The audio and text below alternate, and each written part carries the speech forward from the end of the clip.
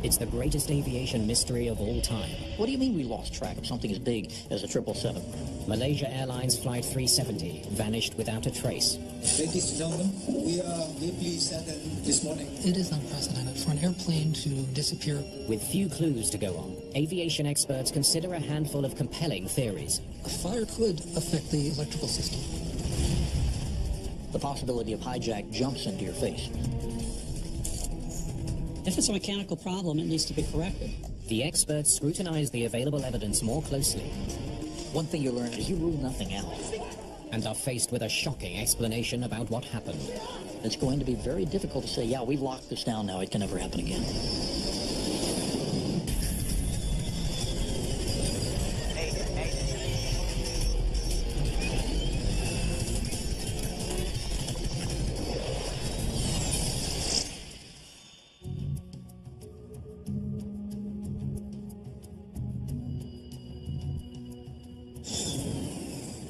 Kuala Lumpur International Airport, Malaysia. Malaysia Airlines Flight 370 is completing final preparations for a night flight to Beijing.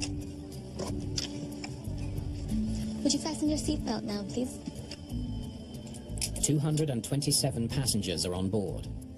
152 of them are Chinese citizens. Malaysian 370 is their red-eye flight home. Fuel pumps. In the cockpit, Check. Captain Zahari Ahmed Shah is in command. An experienced pilot who's been with the airline for 33 years. First Officer Farik Abdul Hamid Flap set. is far less experienced. This is his first time flying a Boeing 777 without an instructor. Forward takeoff checklist complete. We're ready to go, Captain. Good. The process of takeoff in any commercial airliner is a busy period. Former Air Force and airline pilot John Nance is an internationally recognized expert in aviation safety. This is one of the reasons that worldwide, starting in the U.S. many years ago, we said, look, sterile cockpit under 10,000 feet, no extraneous talking, because you got a lot to concentrate on. Malaysia 370, runway 32 right. You are clear for takeoff. 32 right. Cleared for takeoff. Malaysian 370, thank you. Why don't you tell them we're ready to go? Flight attendants, please take your seats for takeoff. 40 minutes after midnight, Flight 370 is cleared for takeoff. Okay, here we go. The crew monitors the speed as they accelerate down the runway. V1. Rotate. The takeoff seems completely routine. As the plane climbs, the controller directs the crew towards a navigational waypoint called Igari. Malaysia 370, turn right direct to Igari. Okay, direct Igari. Malaysia 370, thank you. The 777 is one of the most automated airplanes in the world. The crew can simply enter the location of the waypoint into their flight computer. Igari is entered. Please confirm. Execute. Flying a big airplane like the 777 is really managing the airplane because there's not a lot of flying, stick and rudder involved. It's a lot of management of a very sophisticated amount of electronics. Malaysian 370's flight path will now take them along the air corridor that runs northeast over the Gulf of Thailand, before continuing on to Beijing. The trip takes about 6 hours. Malaysia 370, maintaining level 350. 20 minutes after takeoff, they reach cruising altitude, 35,000 feet. When you get a big jet up to altitude and you've got it on autopilot, you've leveled off, you've run your cruise checklist, it really is time now to kind of throw the straps off and relax a little bit. The crew will now monitor the autopilot until they're ready to land. Controllers in Kuala Lumpur will only track the plane while it's in Malaysian airspace, about 20 minutes more. As the plane crosses the Gulf of Thailand, controllers in Vietnam will take over.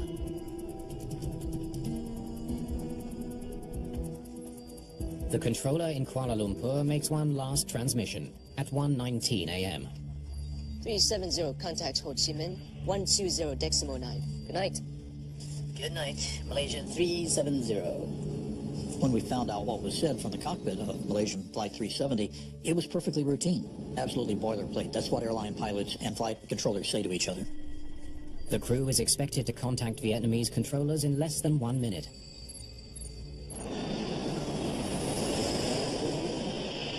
But 19 minutes later, there's no word from Flight 370. Malaysian 370, this is Ho Chi Minh. Please contact control. Malaysia 370. Controllers in Vietnam and Malaysia tried desperately to reach the missing plane. Malaysia 370, do you copy? Malaysia 370, this is Kuala Lumpur. Do you copy? There's no response from the cockpit, and no sign of the plane on radar. Flight 370 has vanished without a trace. It is unprecedented for an airplane to disappear from the radar environment like this and go unaccounted for. Malcolm Brenner is widely recognized as one of the world's leading experts in the causes of aviation disasters. He's studied human performance for NASA and the US Air Force and has investigated dozens of major accidents for the National Transportation Safety Board.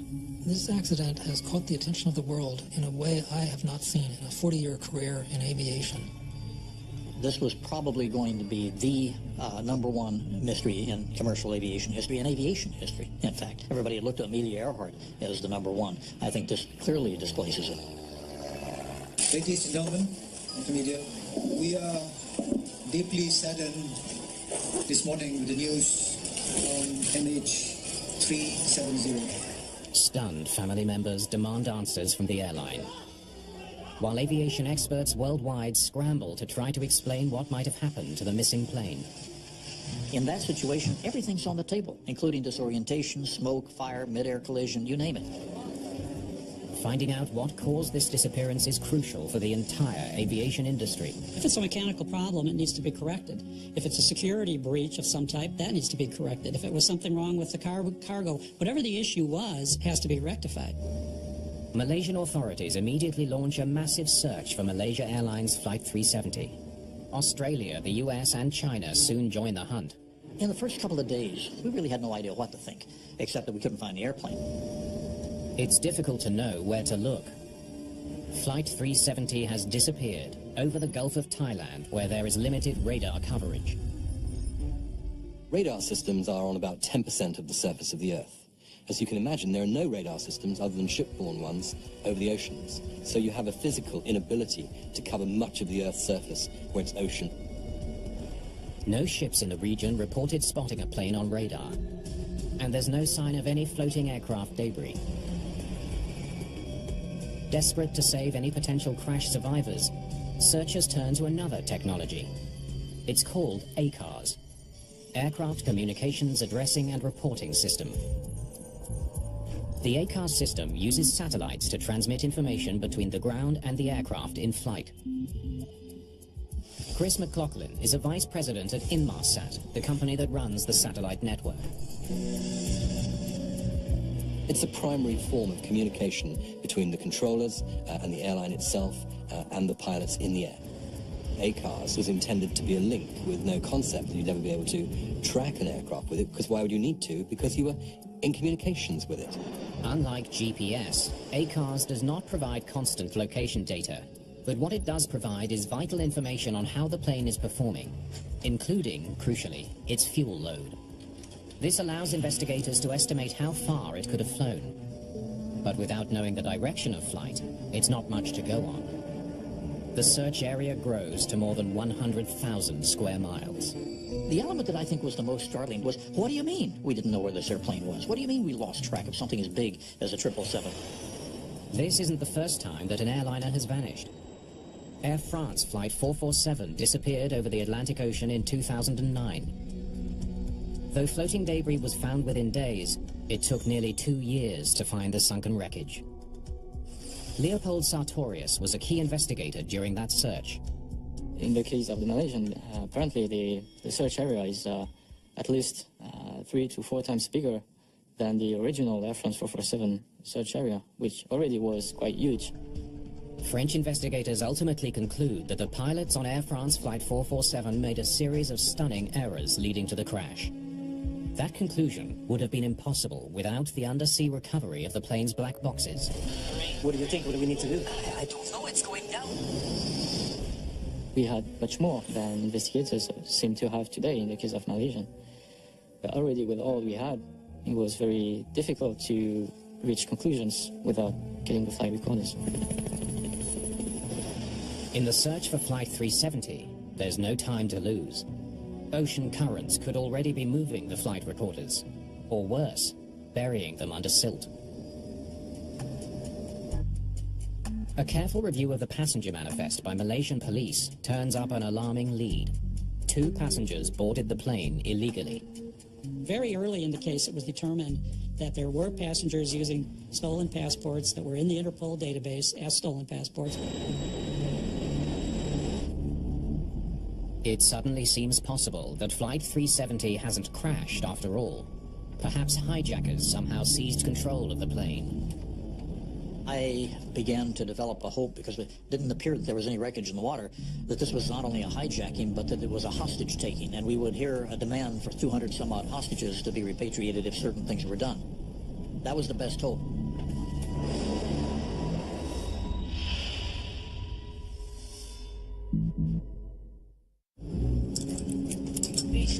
Contact Ho Chi Minh 120 decimal 9. Good night. Good night.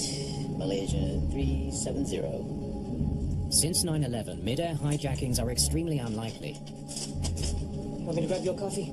No, I'm good. But not impossible. One thing you learn in any form of accident investigation is you rule nothing out.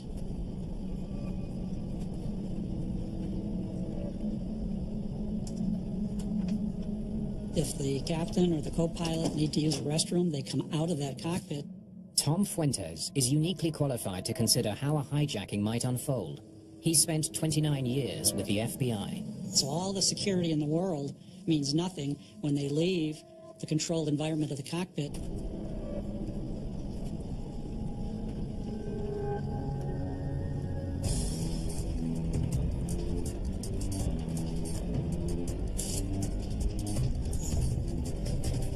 Take me into the cockpit, or I'll kill him. Okay, just don't hurt anyone. What do you want? Open the cockpit door. Okay, now, okay? The lack of any demands would be unusual, but hijackings don't always go according to plan. Could the disappearance of Flight 370 be a case of a hijacking gone wrong? There are always possibilities that whatever the plan was in Malaysia, that it failed. That for one reason or another, it did not work out as expected, and that's one of the reasons why it's difficult to understand. One such failed hijacking took place in 1996, aboard Ethiopian Airlines Flight 961. The Boeing 767 was on a routine trip from Addis Ababa to the Ivory Coast when 3 young Ethiopians made their move. Get out. Get out! Fly to Australia. What? Fly us to Australia. We don't have enough fuel to get to Australia. We have a bomb. If you don't do what we tell you to, we will blow this plane out of the sky. We only have 2 hours of fuel. The hijackers didn't believe the captain when he told them the 767 was going to run out of fuel. 3 hours later, near the Comoros Islands, the jet hit the water at more than 230 miles per hour. 125 of the 175 people on board were killed, including all of the hijackers. Did a hijacker force his way into the cockpit of Flight 370? Just stay calm. I'm entering the heading now, see?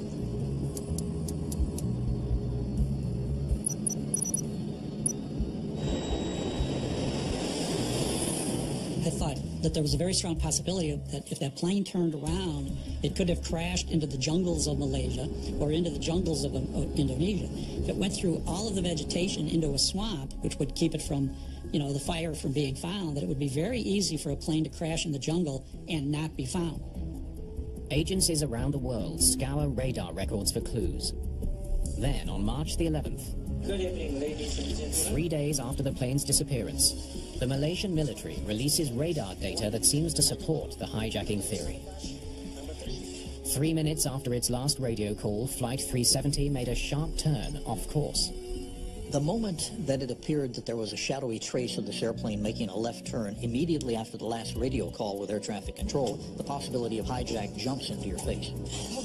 That possibility seems even more likely when photos from a previous flight co-piloted by Farik Hamid spark speculation that he didn't always keep the cockpit secure. If you got flight crews who are, shall we say, prone to break the rules and let somebody up there because they just want to do that in a camaraderie way, they could open the door to anybody. It might be a pretty girl, but that pretty girl might have a Confederate and a gun in her purse. They may have only had, a smaller weapon of some kind or pretended to have a weapon. Now they get in there and, they have what they need. Fly this plane to Australia now. Kill him!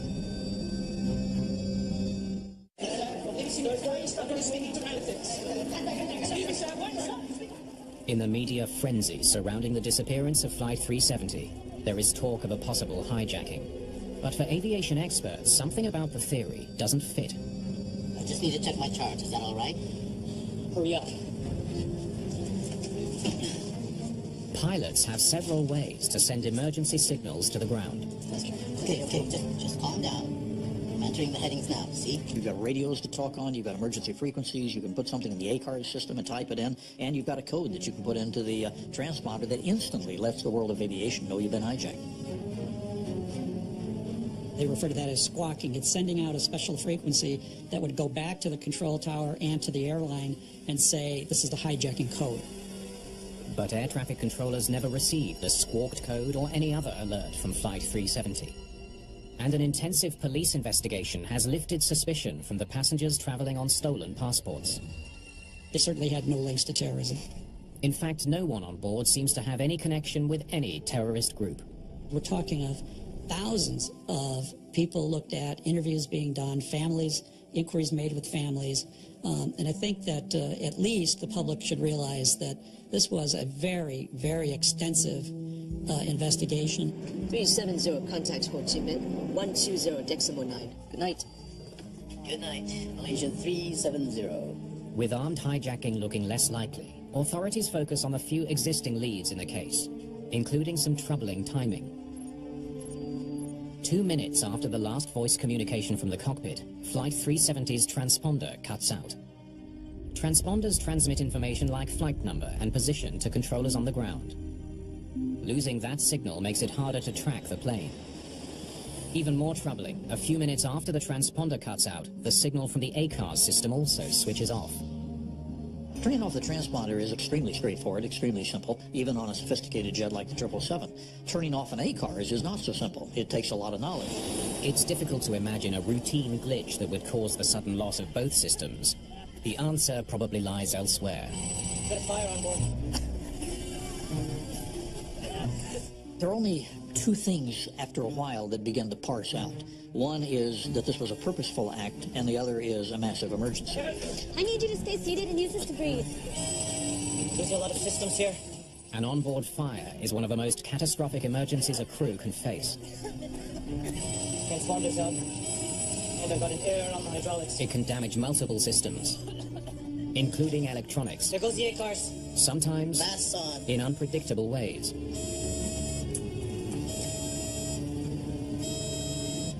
A fire such as that could affect the electrical system, and so conceivably you could lose some capabilities. In November of 1987, a South African Airways 747 was bound for Johannesburg. Fire broke out in its cargo area on the main deck directly behind the passengers. By the time the crew got to it, the fire was raging.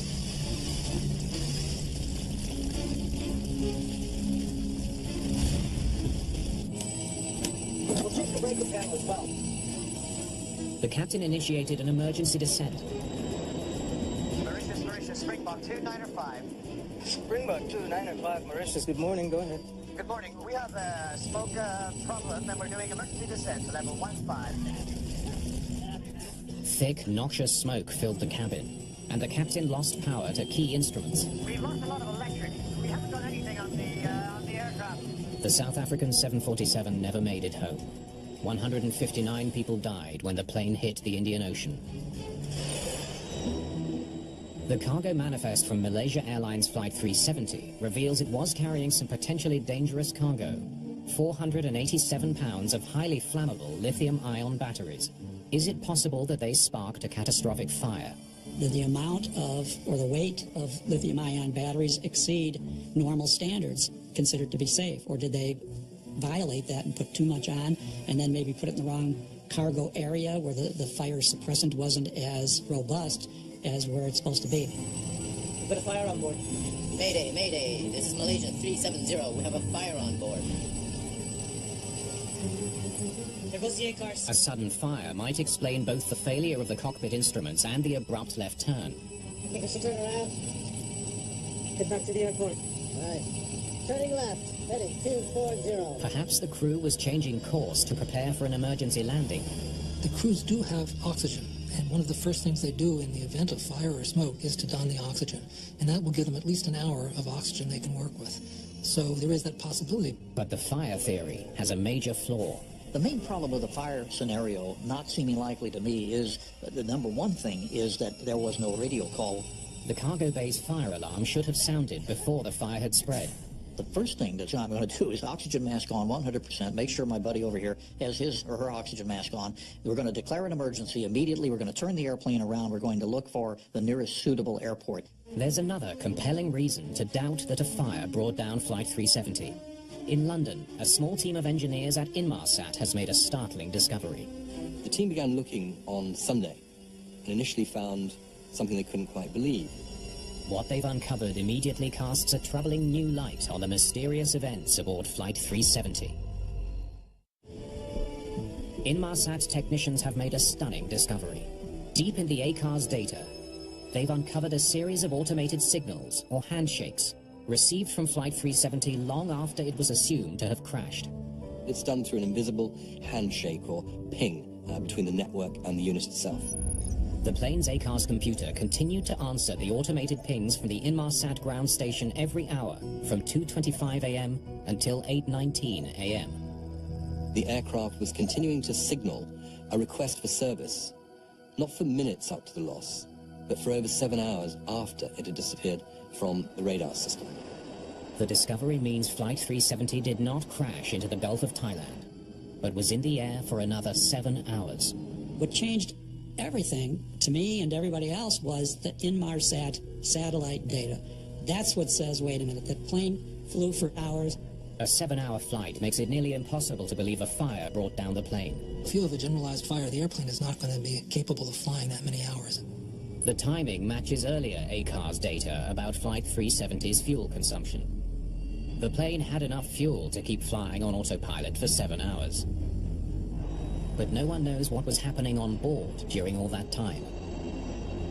We now know that it went in a certain direction. We know that it went thousands of miles out there. It flew for hours. Whether anybody was alive or not, we don't know.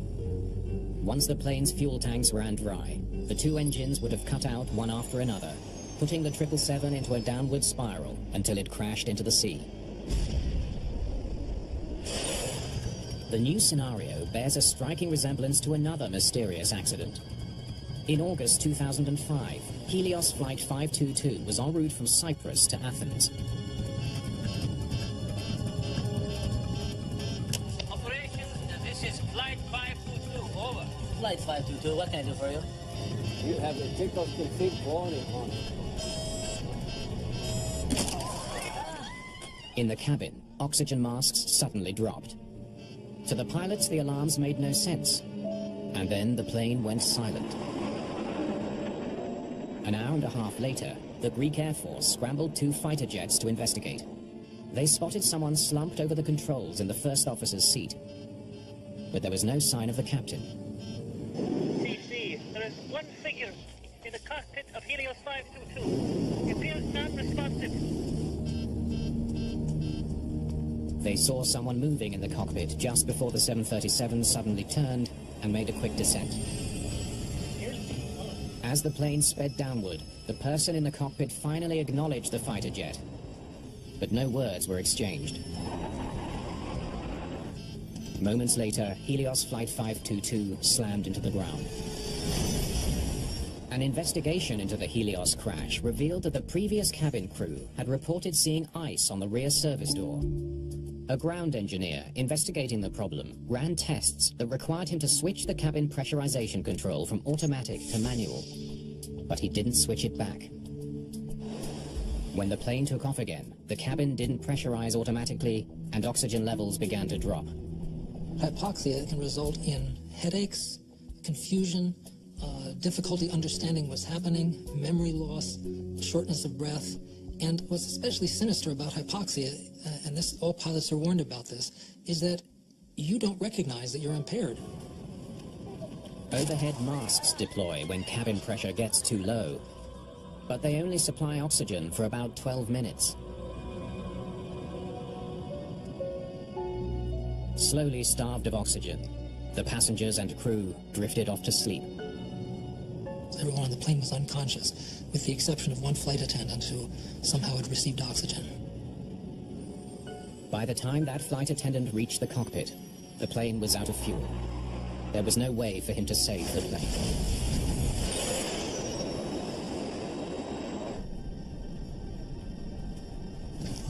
Put on your mask! Put on your mask! Did Malaysia Airlines Flight 370 suffer a pressurization failure and fly for hours on autopilot, just like Helios 522?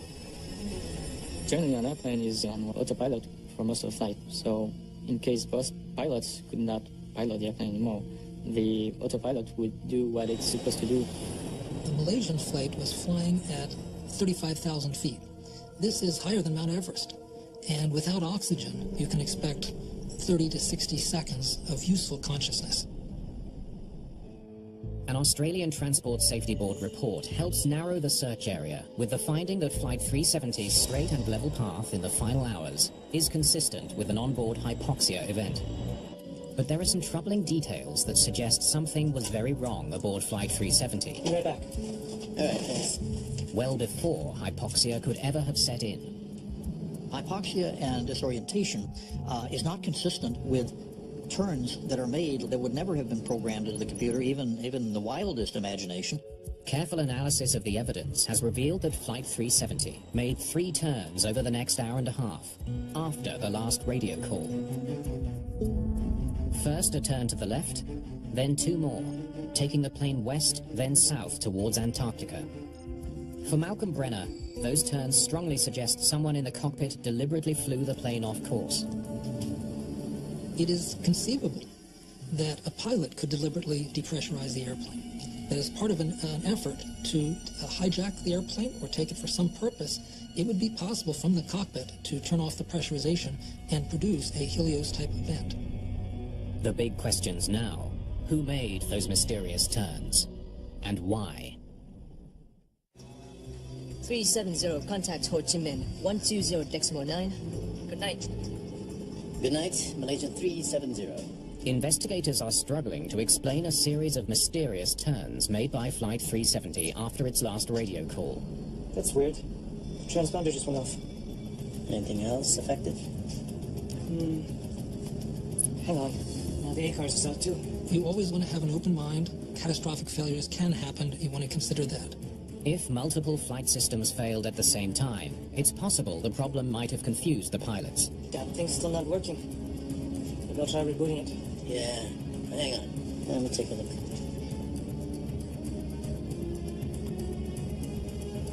Is that our altitude? Damn it!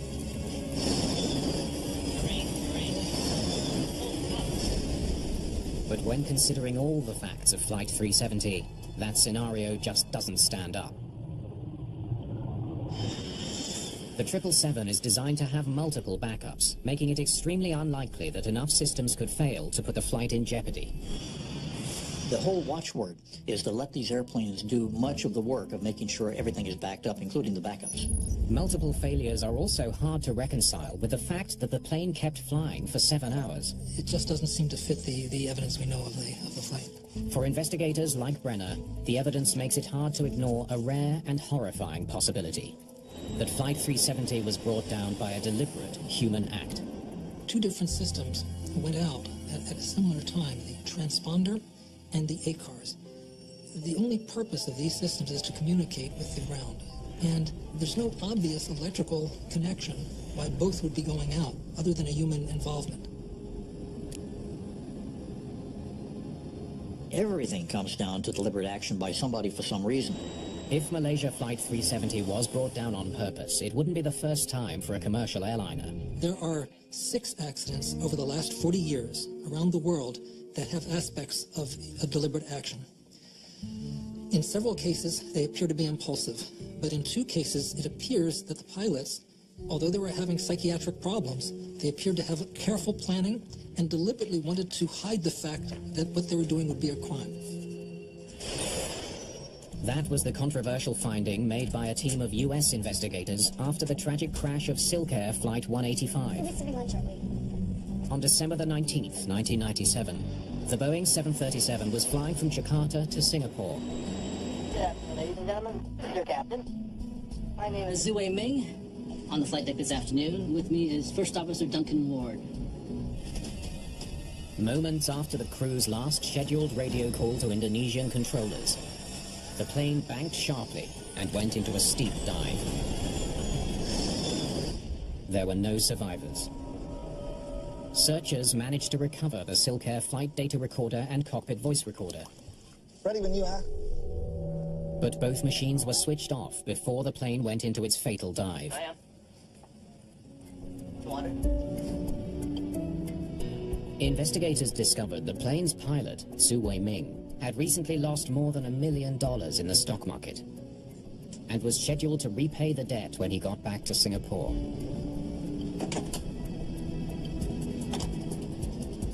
Though Indonesian investigators disagree, US investigators believe the Silkair captain most likely disabled the flight recorders and put the plane into a dive, killing 97 passengers and 7 crew. Malaysian 370, maintaining level 350. Some experts now believe Flight 370 was also deliberately brought down. So in my mind, somebody did this, and it was a pilot. Whether it was one of the 2 individuals up front who were charged with keeping that plane safe, or whether it was somebody else, we do not know. Cruising at 35,000 feet. Could you grab me a coffee while I finish checking this? Yes, Captain. The captain of Malaysia 370 could have found an excuse to get the first officer out of the cockpit. You're right. Thanks. The captain of the flight has an authority. He is the pilot in command of the flight. He can direct the first officer to go back to the cabin for various reasons, whereas the first officer cannot. So, of the 2 of them, the captain would be of greater attention. Can I get a coffee for the captain? Alone in the cockpit, it would have been simple to switch off the transponder and change course towards an area with little radar coverage.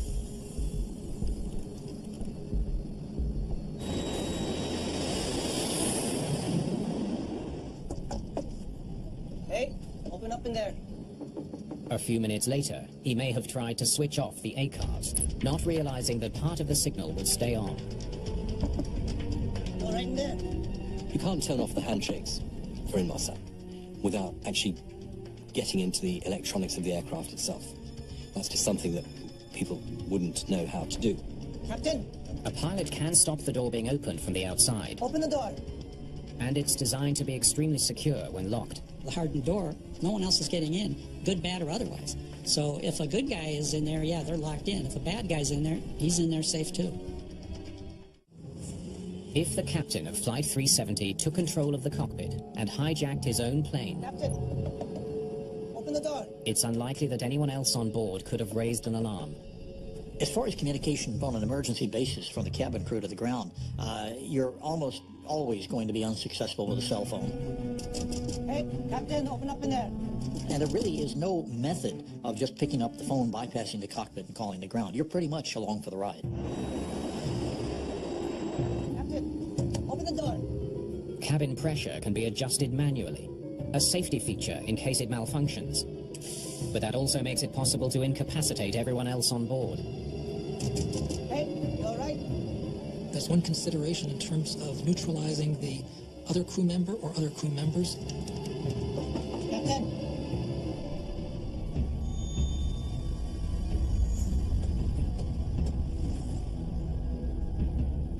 Anyone who is not on oxygen would be vulnerable.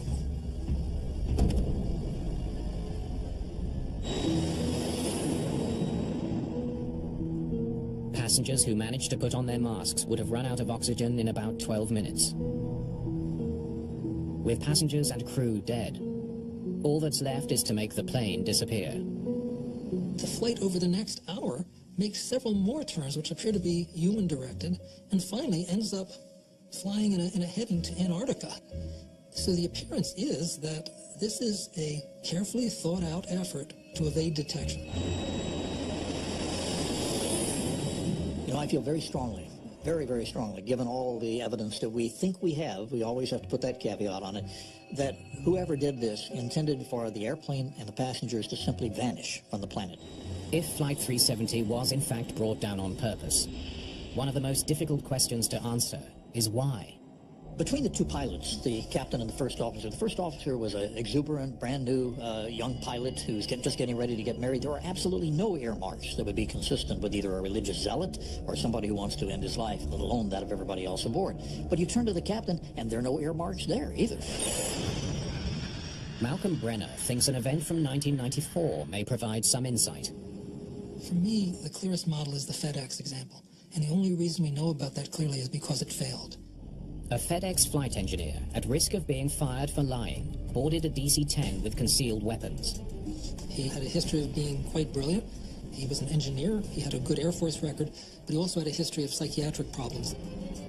Shortly after takeoff, he burst into the cockpit planning to kill the crew and crash the plane. He almost succeeded. After a bloody struggle, the crew managed to restrain their attacker and land the plane. Malaysia Airlines may be the latest of a small handful of airlines that have suffered the tragedy of a disturbed pilot deliberately setting out to crash a commercial plane. You can have someone who can have psychiatric motivation, bizarre effort, but still be able to cold-bloodedly plan in detail a way to commit this kind of effort. So I'm sorry to say it can happen. The difficult reality for investigators and airlines alike is that human failures can be nearly impossible to foresee. If we're dealing with human beings, we're dealing with imperfect creatures. That's us. And we can learn more and should learn more about the earmarks of somebody who might do this. But it's going to be very difficult, if not impossible, to say, yeah, we've locked this down now. It can never happen again. It's possible no one will ever know for certain exactly what happened aboard Flight 370.